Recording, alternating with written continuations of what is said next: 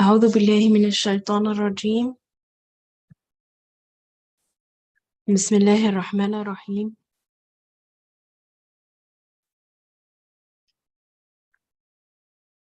لا إله إلا أنت سبحانك إني كنت من الظالمين. يا حي يا قيوم برحمتك أستغيث وأصلح لي شأني كله ولا تكلني إلى نفسي طرفة عين. اللهم صل وسلم على محمد. Thank you everyone for coming. Assalamu alaikum. Today we're continuing our discussion on the 16th word. And like the Imam mentioned, we're discussing the oneness of God. What does oneness really mean? And how can some verses help us understand this? I always like to remember what verse the word chooses to start with. So for this word, the verse we've been receiving meanings from is, in the name of God, the merciful, the compassionate. Indeed, his command when he wills a thing is be, and it is. So glory be unto him, in whose hand is the dominion of all things, and to him will you all be brought back. So far, we've discussed the first ray and the second ray, and today we shall start with the third ray. So let's begin. If you happen to have the book, this is page 214. O my soul, full of doubts and evil suggestions and exceeding its bounds. I'm just acknowledging that here we're talking about the soul that's full of doubts and evil suggestions. All right, let's see what it's saying. You say that verses like, there is not a moving thing, but he has grasp of its forelock. And another verse, which says, in whose hand is the dominion of all things. And another verse that says, and we are closer to him than his jugular vein, show that God is infinitely close to us. Okay, so here I'm sitting with my soul that's doubtful, and it's examining these verses, and these three verses are suggesting that God is infinitely close to me. Yet, the verses, and to him shall you return, and the angels ascend to him in a day, the measure of which is 50,000 years. And the hadith which says, God is beyond 70,000 veils, and truths like the Prophet's ascension show that we're infinitely distant from him. All right, so now, again, doubtful soul, I read three verses. These verses tell me God is infinitely close to me, and another two verses that are saying, no, you're really, really far. So how am I supposed to make sense of this, basically? What am I supposed to believe? That he's infinitely close, or is he infinitely distant? And what proof do I have to believe either? I would like an explanation which will bring this profound mystery closer to the understanding. Okay, so now I need to be reading the following with the understanding mind, or the understanding heart, instead of the doubtful soul. Then listen to the following. Firstly, at the end of the first ray, we said that although with regard to its unrestricted light and immaterial reflection, the sun is closer to you than the pupil of your eye, which is the window of your spirit and its mirror. Since you are restricted and imprisoned in materiality, you're extremely distant from it. You can make contact with it only through some of its reflections and shadows, and meet with it through a sort of its minor and particular manifestations, and draw close to its colors, which are like a category of attribute, and to its rays and manifestations, which are like a class of its names. If you want to approach the sun's essential level and meet with the sun's essence directly in person, then you have to transcend very many restrictions and traverse very many levels of universality. Simply, after abstracting yourself from materiality, becoming enlarged to the extent of the earth, expanding in the spirit like the air, rising as far as the moon and resembling the full moon. Only then can you claim to meet with it in person, without veil, and to draw close to it to any degree. Okay, this is interesting. The first part of the paragraph he's telling me that the sun is closer to me. And then he ends the paragraph saying how I'm gonna draw close to it.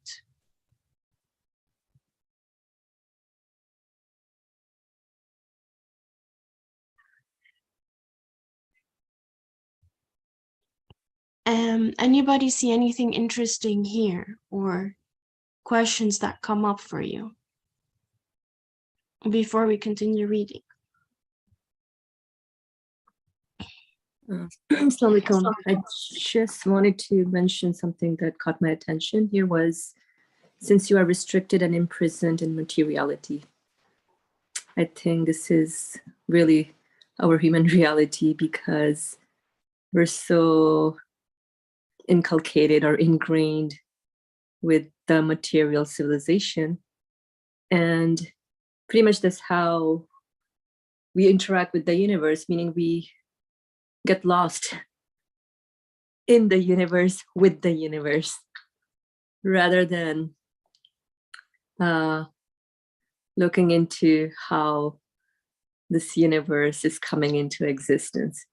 Then we can pretty much uncover the mystery, like the author is mentioning here, or then we can start seeing things clearly only when we look into the source of existence of things. And the analogy that he brought up about the pupil of the eye, I mean, things are right here in front of us, or even like, our jugular vein. The creator is as close to you as your jugular vein. Same thing, everything is right here in front of us. It's happening, continuously at the moment, but I may choose to cover up myself with materiality, or just being mesmerized with the universe in and of itself, rather than going into what this universe points to, or what is the source of existence of things. Only then can I get closer to the meaning behind everything. So just wanted to share that in. Thanks. Thank you. I can totally see what you're saying, and I was thinking, the questions that came up for me as well were like, what does closeness and distance really mean here? Are we talking about a physical closeness, a physical distance? and what is really the, the imprisonment of materiality. I just have questions, no answers. Go ahead, Brother Ali. I thought I saw your hand. Yeah. It was before. As Sifir wanted to talk, then I lowered it in order to respect her. So she shouldn't feel impressed that somebody is waiting in line for me to stop. No, feel free. So there are quite a number of things that the doubtful soul, I think the duty of the soul is to be doubtful. It's not bad. It is good. As a result of this doubt that we question. When we question, we search for the answer. And there must be an answer by definition, because if I have been given the quality to ask the questions, then the answer must be provided by the one who made me with this ability. It is necessary.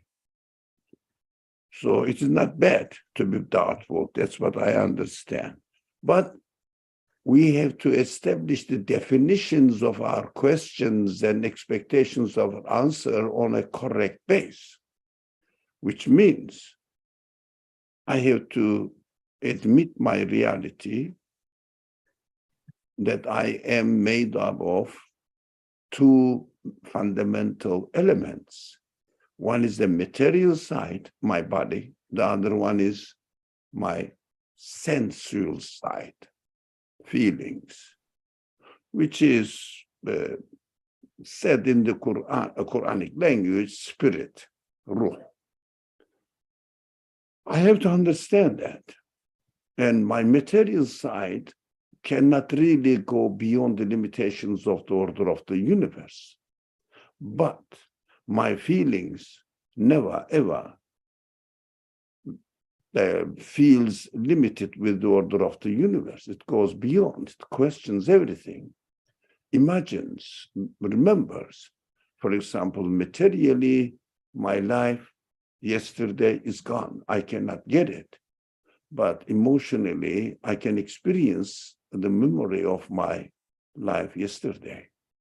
I can reach yesterday, not physically, materially, but feelings, different kinds of feelings. I have to understand that. And also, I am aware that I need to be made. It means somebody is making me. And my being is continuously changed. It means somebody is, something else is continuously changing me. The universe is likewise continuously changing. So who's changing it? Whoever is doing it must be continuously in contact with it. But the one who is the source of existence of everything material or otherwise, immaterial side of the creation, and my creation as well, my body, my feelings, is continuously changing in their existence. That's an existential reality of me.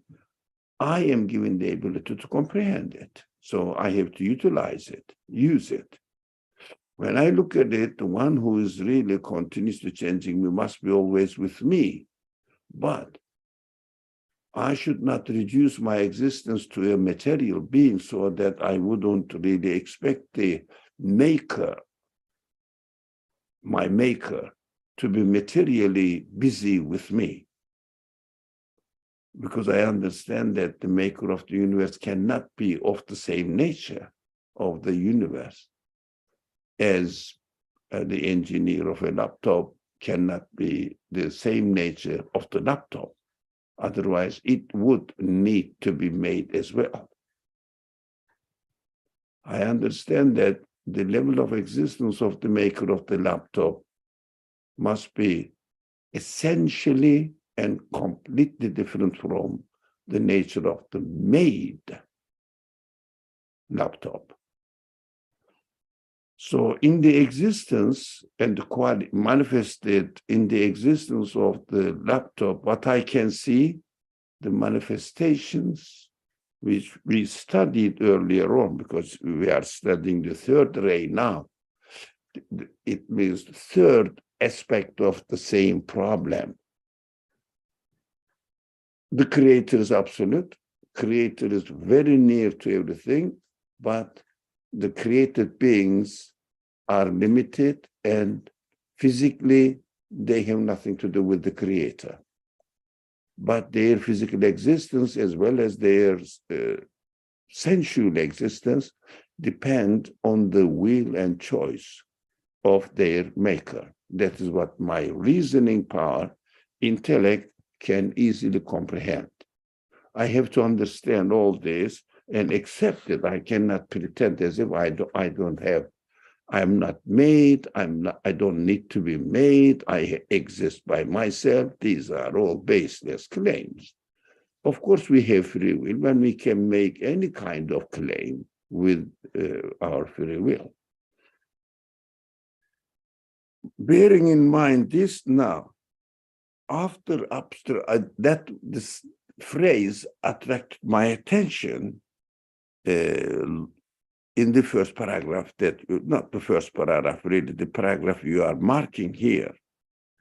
So if you come back towards the end, you will see simply after abstracting yourself from materiality. I think you find it. Yep. What is this? This is just a kind of imagination, because I cannot abstract myself from my materiality. What does it mean? Don't think of yourself only consisting of material side, body, and ignoring your senses, your human side, your intellect, consciousness, feelings. If you use your human side, not the material side, the human side can really have access its creator and understand that I am being made continuously by someone else, not me, not by matter on anything matter, but this someone else's action is not like my actions. I am a created being. I am in need of tools and materials must be created so that I can combine or disintegrate whatever the way the order of the universe allows me to do. I have to do it, and I have to be physically present there. But the universe demonstrates that its creator doesn't act in the way that I do as a created being. It's the creator. That's why we understand the creator of the universe, therefore the creator of the human beings must be absolute one, infinite one. And I cannot think of him in terms of a piece of matter of this universe. It is a completely different, it must have a completely different level of existence. So I can say, okay, use my feelings and intellect. I can easily understand when I look at the computer, I say it needs to be made. The material side of the computer cannot be the maker of the computer itself. That is so human to come to this conclusion. So the universe also is a lump of matter, and lots of things are manifesting there, demonstrating qualities are manifesting there, demonstrating the qualities of its maker.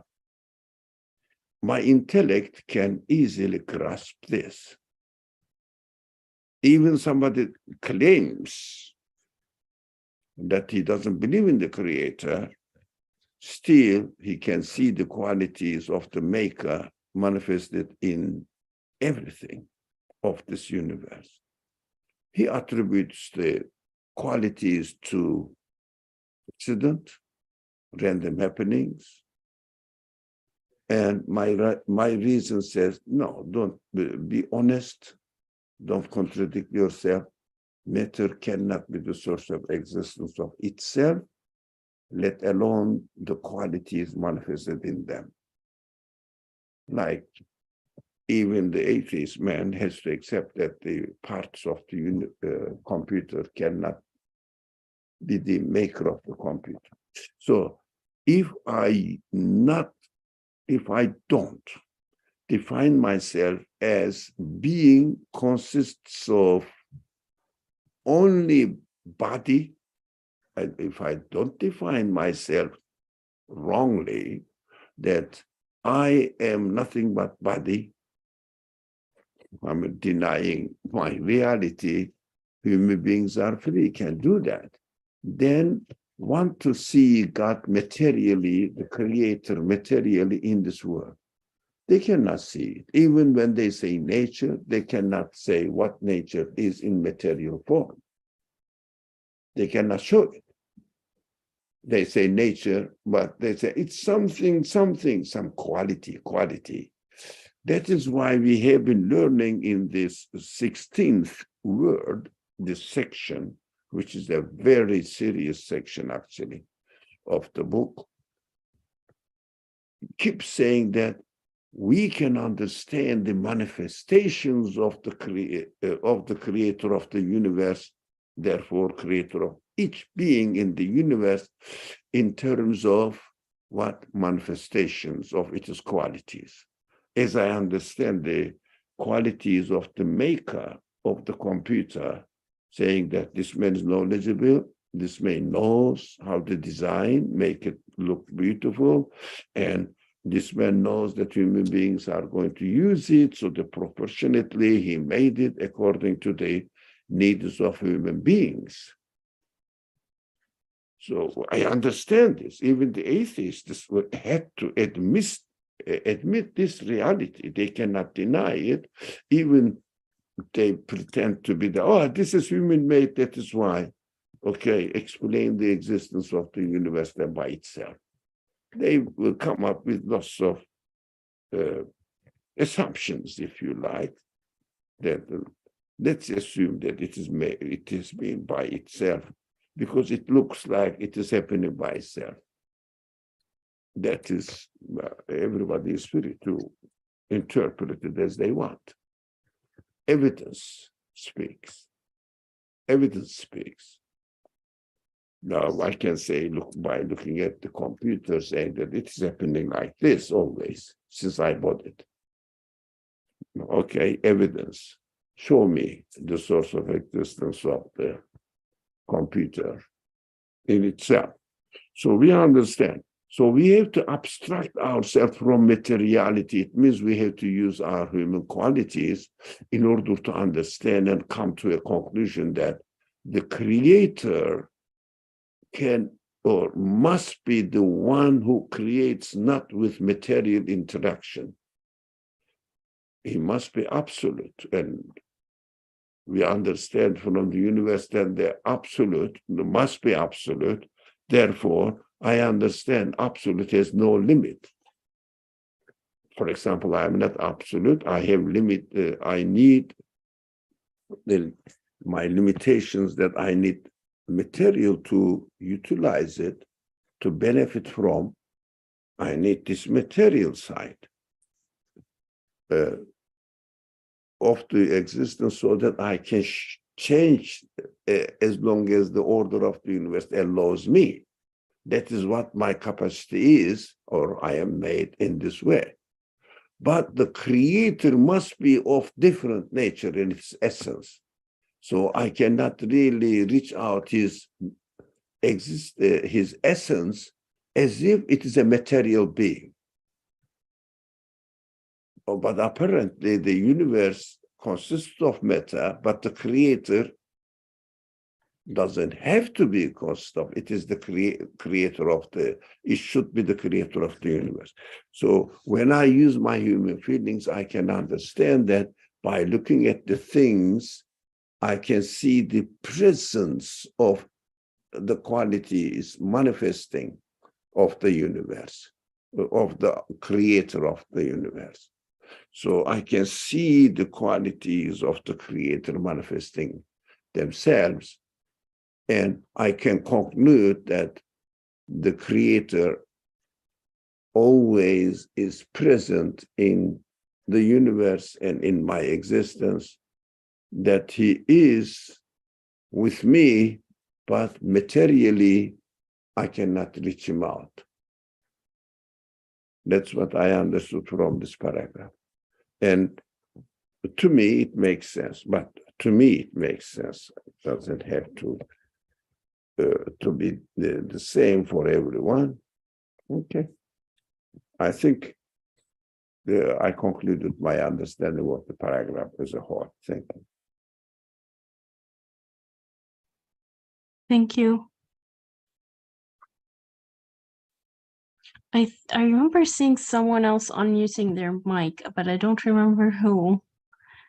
So if someone wants to say something, let me know.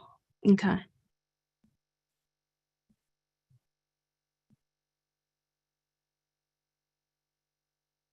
All right, let's continue reading. In just the same way, meaning in just the same way of the sun's analogy, right?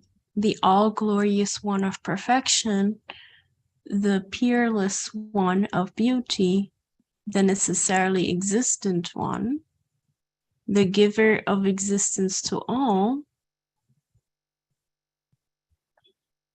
the giver of existence to all beings, the eternal Son, the monarch of pre-eternity and post-eternity, is closer to you than yourself. Yet you are infinitely distant from him. If you have the power, put the fine points in the comparison into practice.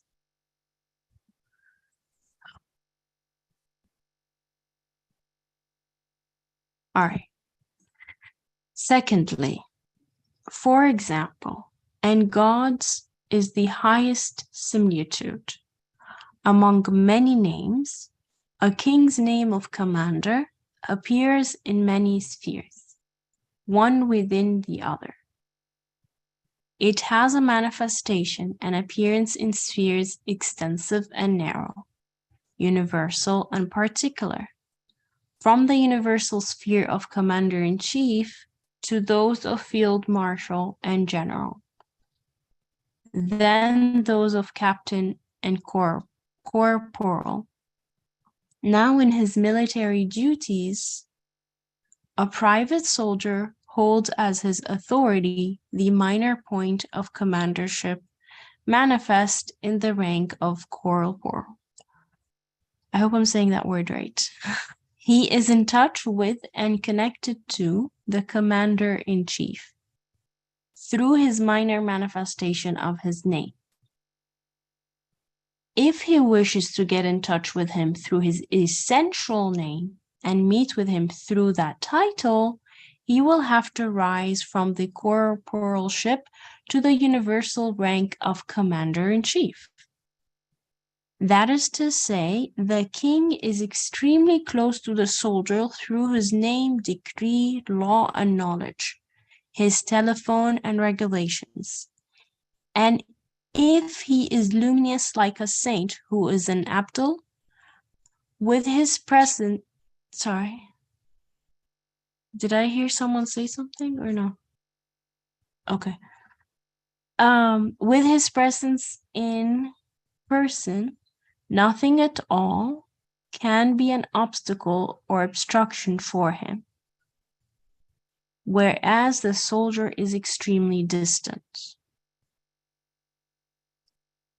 Thousands of degrees form obstructions. and thousands of veils intervene. But sometimes the king is compassionate, and contrary to his practice, receives the soldier into his presence and favors him with his grace.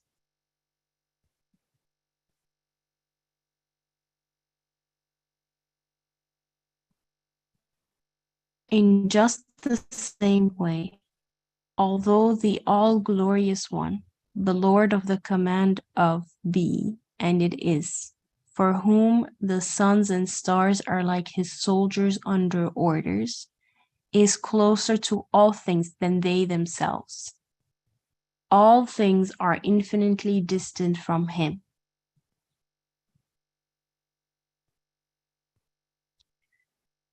If you want to enter the presence of his grandeur without veil, you have to pass through 70,000 of veils of darkness and light. That is material and physical veils and the veils of the divine names and attributes. Rise through the thousands of particular and universal degrees of manifestation of each name. Pass on through the most elevated levels of his attributes and ascend as far as the sublime throne, which manifests his greatest name. And if you're not the object of favor and attraction, work and journey spiritually for thousands of years. For example, if you want to draw close to him through his name of creator, you have to have a relationship through the particularities of your own creator. Then in regard to the creator of all mankind, then through the title of creator of all living creatures, then through the name of creator of all beings. Otherwise, you will remain in shadow and only find a minor manifestation. Okay. So what the author is telling me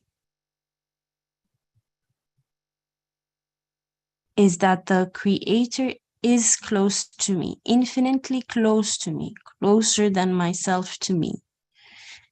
Yet I am distant, and I'm thinking that this distance is due to the materiality we were just talking about. And in order for me to pass through it, I would have to follow the example, the very last example he just gave. To one, recognize the names, but recognize its stages, right? So one, to recognize the name of creator, like he said here, and then have a relationship with that name through my own experience. Then recognize that this name of creator is manifested in everything, in all living creatures.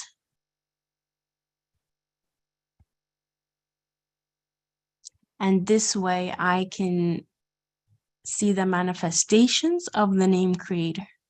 Like, it's as if he's telling me it's not enough to say, okay, I'm a created being, I belong to a creator. Instead, it's, I have to recognize how is this, recognize the absoluteness of this creator. Yeah. Any thoughts here? Any reflections here?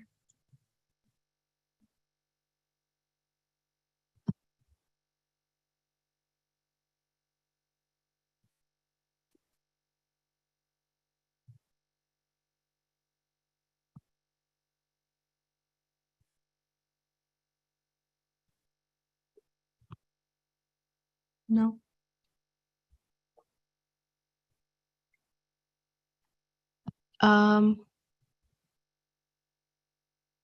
Well, if no one wants to add anything, I feel like it would be interesting to reread the verses that we read at the beginning and then sort of ask ourselves, do they now make sense after reading these two explanations of them? Okay, guessing that's an agreement. So again, the verses said, so there are two sets of verses. The first set is, there is not a moving thing, but he has grasp of its forelock, in whose hand is the dominion of all things. And we are closer to him than his jugular vein. Okay, so now these are the verses that are showing that God is infinitely close to me.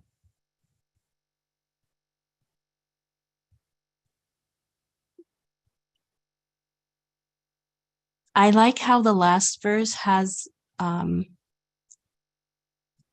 physical aspect to it, like we all can spot the jugular vein, so we can understand what the closeness actually can mean.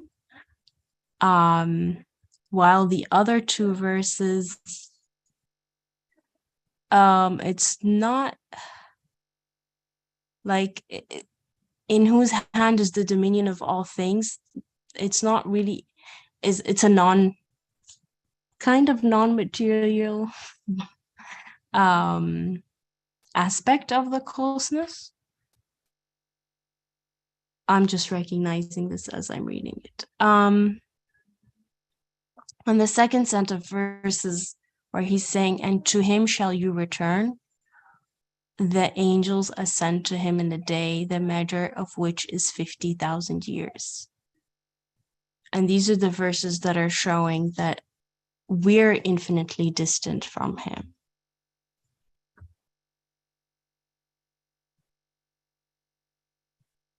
I'm wondering if you guys are finding that these verses are not sort of contradicting anymore, or out of reach of our understanding. Go ahead. Since no one is speaking, so break the silence in the room. Of course, what you said is interesting, that I have to see his closeness to me, because I say simply, or I put it in a simple language, saying that I can see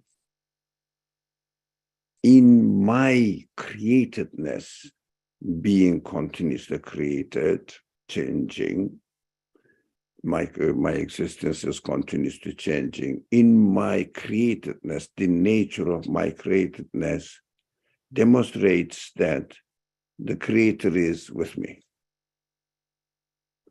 But I should not confuse by thinking of the Creator in material terms.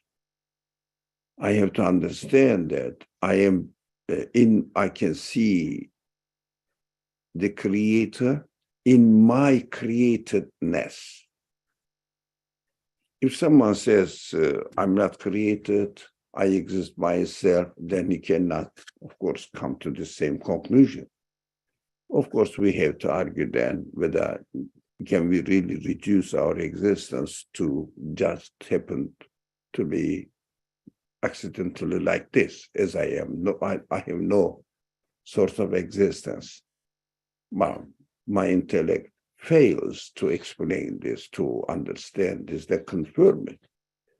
That's my intellect. I don't know what the other people are using, whether they are using their intellect, because in human intellect works in the same way. But free will changes the direction. That is the connection between the two examples.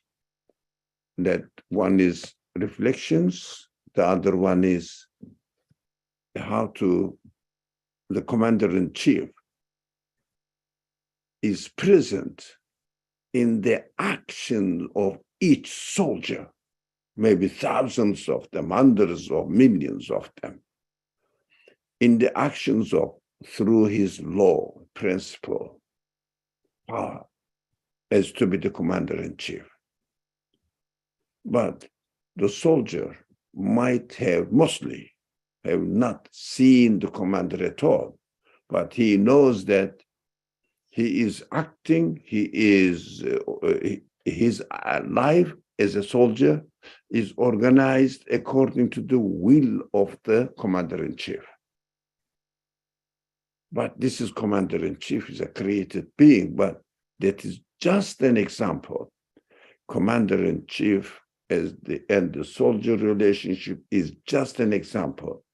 Although commander-in-chief is not physically present and making the soldier act in a certain way by his hands or whatever, physical interaction, but still his command is affecting in the way that he is acting. This is just an example in the form of a comparison. So at the beginning of the second example, this commander-in-chief example, there a verse is quoted, which means God is the highest similitude example. Now, if we understand that, although commander-in-chief in our experience of this world is not physically in contact with the soldier, but we understand that commander-in-chief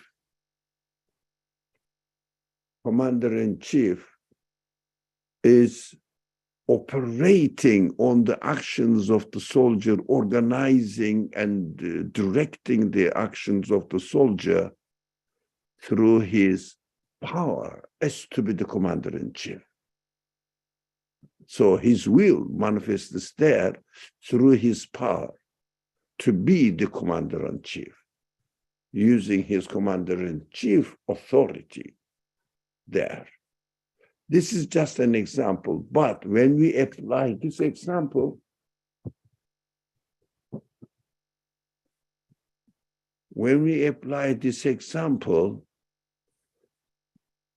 to the creator of the universe, we say the creator of the universe is present in the way the things come into existence at every moment through his qualities.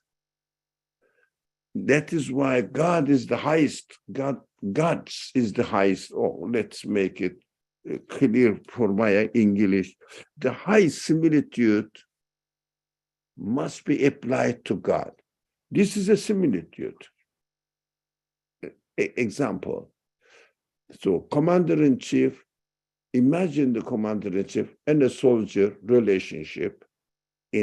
Now, as far as the creator's qualities are concerned, I have to say the creator's qualities are infinitely beyond the capacity of the commander-in-chief in this example.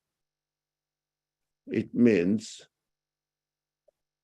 for example, commander-in-chief needs lieutenant, major, or I don't know, or other degrees in order to come and reach the soldier. But the universe, we don't see any major or other helpers, sub-qualities or lower qualities of the people in the power echelon. So we can't really liken it exactly because we see nothing at all. Everything comes into existence at every moment automatically in the perfect coordination or harmony with the rest of the universe. That means these kind of examples we extract from the universe must be ended up in our understanding as to be the absolute being, infinite being, is not a being who is not in need of anything at all. Anything at all. It means any means for help at all. That is why this will be absoluteness of the creator, or necessity of the absoluteness of the creator, must be our intellectual conclusion. But we have to understand intellectual conclusion, not taking for granted spiritual conclusion. But this intellectual conclusion can be easily confirmable by our feelings that, look, I understand that I am being created right now as I was created yesterday, slightly different from yesterday, a new creation, new existence is given to me right now. And my source of existence is always busy with me, with every cell of my body, every part of my feelings, as well as in everything, whatever the qualities I see in their existence at the same time. That is beyond imagination, but my logical conclusion says it must be something like that. I cannot imagine him in terms of this material world, because the material world is limited and needs to be created. So from the createdness of the material world, I concluded that the creator must be beyond the limitations of this created world. So this word, God is the highest similitude that we can understand God in terms of the infinitely highest qualities that we see manifested in limited forms, each being, but everywhere at the same time. When we use this human capacity to come to the conclusion, we understand that, yes, really, he is always with me, but I can never, ever be physically together with him at the same level, as if I am at the level of existence of the absolute being. It must be impossible because I am a created being. I cannot deny my createdness. And I cannot become a creator, so that I will be an absolute being. Impossible to imagine, impossible to accept by human beings, human feelings. So it is comfortably, it becomes easy to understand that, yes, the creator is absolutely close to me. At the same time, I am absolutely in distance from him in my reality, in my existence. I think the case seems to be clear, but let's see what the reminder says and what other friends say about it. These are my reflections. Thank you.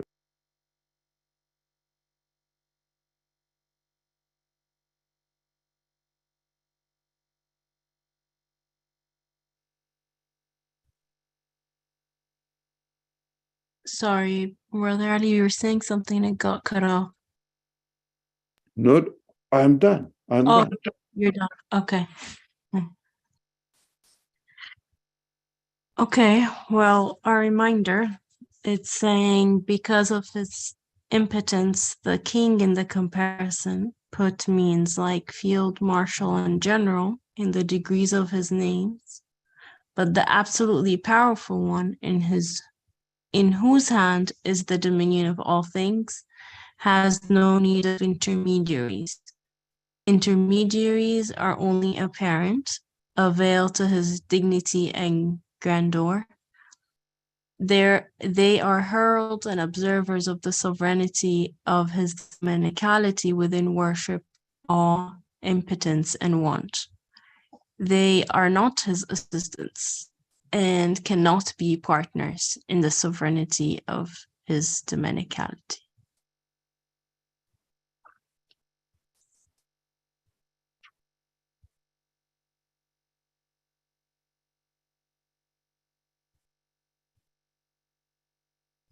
That's the end of the third ray. Does anybody want to say anything? I hope everything is clear.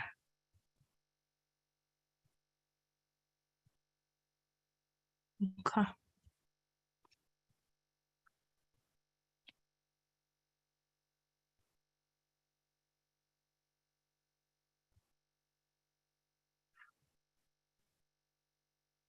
Brother Ali, would you like to say anything before we move on to the fourth ray?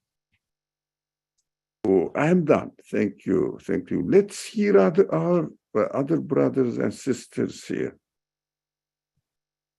Yes, I would love to. You guys can simply share what came up for you throughout the session, if the verses now make sense or you still need time to think about it. Were the analogies helpful?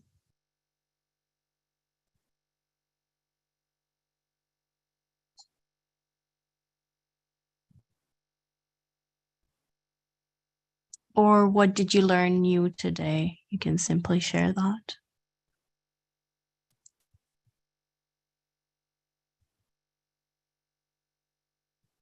Please, anyone? No? Can read the fourth ray start, and then inshallah next week we can complete it if we don't finish it. Okay, sure. All right. I just thought of asking questions in case people are hesitant to share. All right, the fourth ray. This will be my first time actually reading it with you guys, so let's see what it has to say. Oh, my lazy soul, like the soldier in the previous comparison, was received into the royal presence as a pure favor.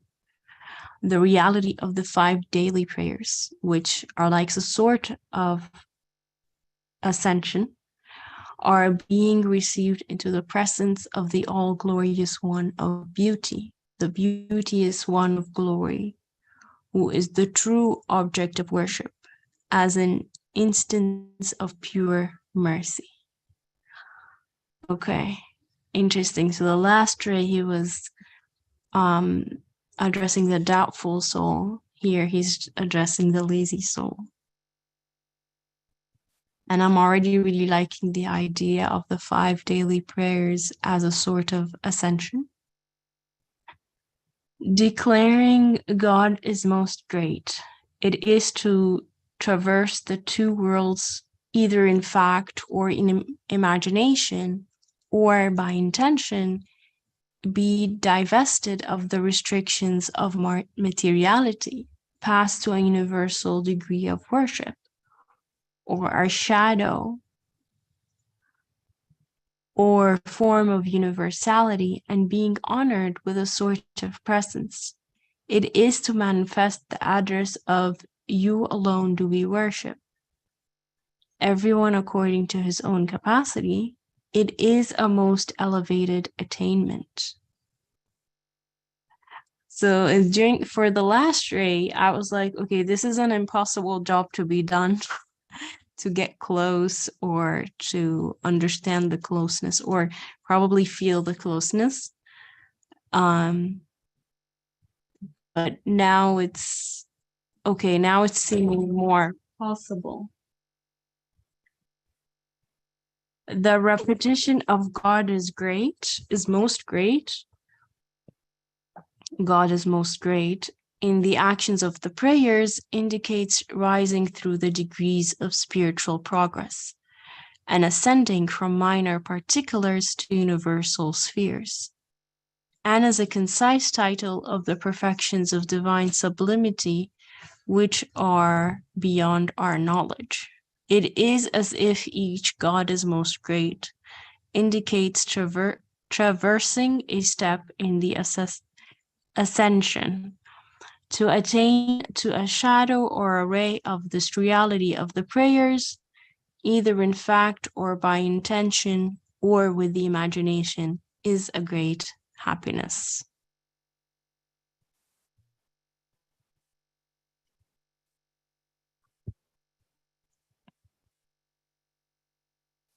All right. Anything here? Okay. Go ahead. Again, no one speaks. I don't know how to make them speak, but we cannot force, of course. So it is interesting that the language changed. In the third one, he said, doubtful soul. And here is lazy soul. It is very important, really, to notice that we may fail in using our human capacities and acting accordingly, whatever the conclusions we get. Although we intellectually may grasp my existence needs a creator, and the creator is always with me, but I have a free will. I may choose to be lazy. I may not practice to respond back to him, saying that, look, you are always with me. You are always busy with me, creating, but busy in terms of this word. And busyness is this a language, a concept, valid only in this world. But I am lazy to respond back to you. Like receiving the existence, all the beneficent graces of the Creator to me. I am utilizing them, but I feel really embarrassingly lazy to say, oh, I understand, I acknowledge that you are the one who is giving all this to me. I cannot obtain it otherwise. I cannot create anything that I'm benefiting. I cannot create even one molecule of air, but I am always utilizing it. Everything that you created in this world, materially or otherwise, beauty, excitements, tastes, or whatever we like them, enjoyments, or even something that I don't like and I suffer from. These are all provided by you, and I understand your presence in their existence. I have to admit them. I have to respond back to them, to the creator of these things. That is also within my human feelings. Not necessarily that he wants me to respond, but he gave me the sense to respond back. I have to practice it. And unfortunately, I may choose to be lazy, and all the grace the Creator, blesses me with, I may be just blind and ignorant to it, and just pretend as if everything is taken for granted anyways, because I don't see him physically dominating on me. So I am set free. I think this freedom is very costly, very precious, and very costly if I misuse the freedom, not to operate, not to use my feelings as they require to be used. that is horrible. I mean, for a human being not to respond back in the way that he wants me to respond back. That is why I think the author in this paragraph likened it to ascension. It means through my feelings, I can go and reach the Creator, saying that I know intellectually, I realize intellectually, you are always with me and you are always favoring me, whatever the thing you create, good or bad, according to my expectations. They are all from you. And I can go back to him, not physically, but spiritually, intellectually, by concluding that these are from you. I admit that, as if somebody gives you a very precious gift, and how are you going to, you know that he is giving you this precious gift. You say thank you. I say thank you. That's human. If you don't respond back, it is irrespectful. It is laziness. It is arrogance.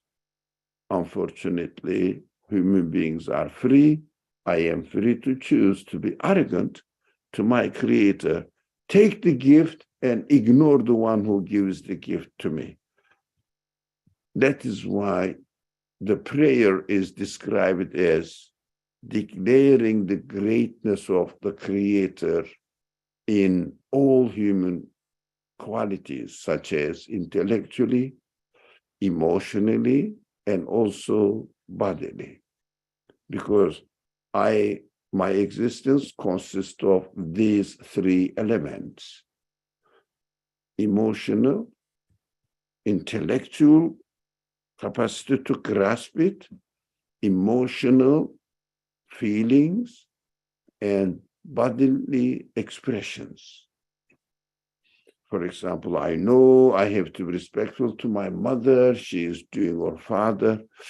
They are doing enormous favor for me, although I don't deserve any of them.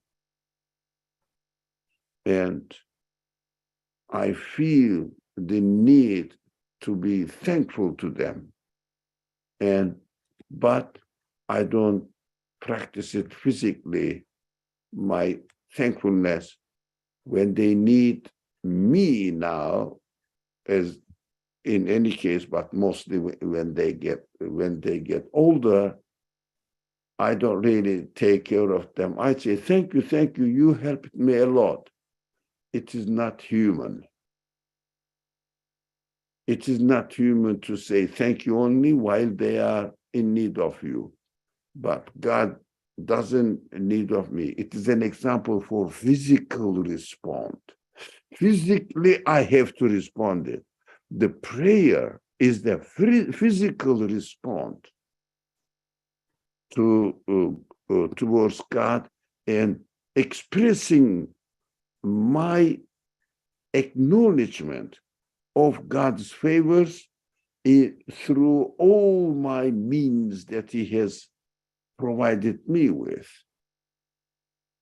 body, intellect, and feelings. That's what I understood from this first paragraph. Thank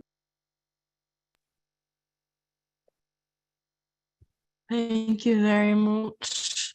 And thank you, everyone. I think we can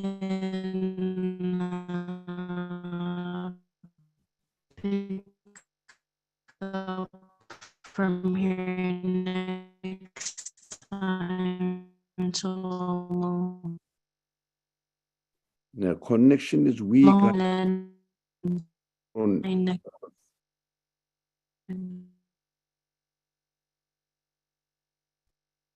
We didn't understand what you said. Maybe it was my problem or everybody experienced the same thing.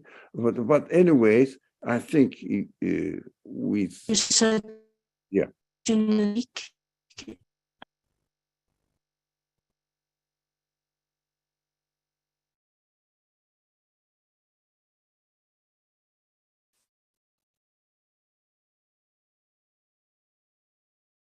Thank you. Assalamu alaikum.